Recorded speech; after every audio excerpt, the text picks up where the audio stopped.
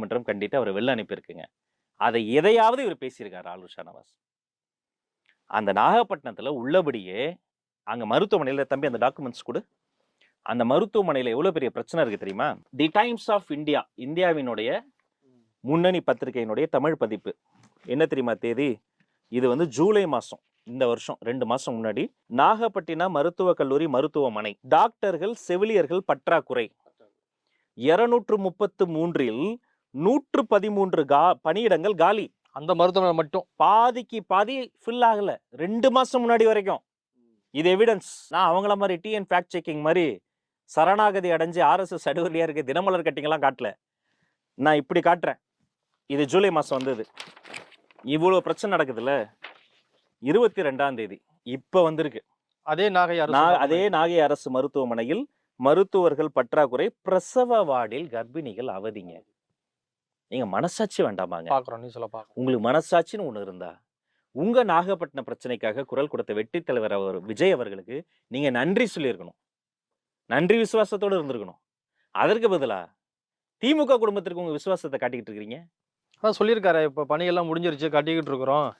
அப்படி ஏதாவது குறைகள் இருந்தா நாங்க சட்டமன்றத்துல முறையாக கேள்வி எழுப்போம். அதை தான் நானும் சொல்றோம். வீடியோ எடுத்து போட்டாங்களே விர்ச்சுவல் வாரியர்ஸ், சட்டமன்றத்துல போய் டாக்டர்ஸே வரமாட்டாங்க, பெரிய பிரச்சனையா இருக்குன்னு பேசுனது இதே வாய் தானே?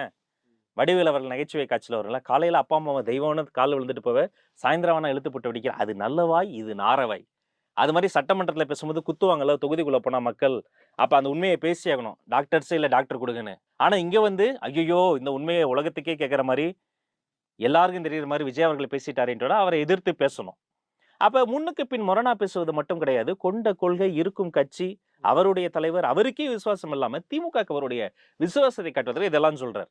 அவர் அந்த பணிகள்லாம் செய்யட்டும், தொகுதியில் அவர் நல்லா வரட்டும், அவர் இன்னும் நல்லா வளரட்டும், அவரை நான் வாழ்த்துறேன். அவர் வந்து மேம்பாலம் கட்டியிருக்கேன், பஸ் ஸ்டாண்டு கொண்டு வந்திருக்கேன்னு நிறைய சொல்றாரு. உண்மையில அது முடிஞ்சிருச்சா? வேலை நடந்துகிட்டு இருக்கு, முடியும் தரவையில இருக்கு. சரி, ஓகே, இன்னும் 6 மாசம் இருக்கா, அது முடியட்டும். முடிஞ்சு வந்தா தொகுதி மக்களுக்கு நல்லது தானே.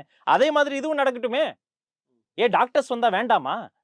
கர்ப்பிணிகள் அவதிப்படுறாங்கல்ல, அதை தானே வெற்றி தலைவர் எடுத்து பேசியிருக்காரு. உண்மையை பேசியிருக்காருங்க. உண்மையை ஃபேஸ் பண்ண ஒரு கட்ஸ் வேண்டாமா?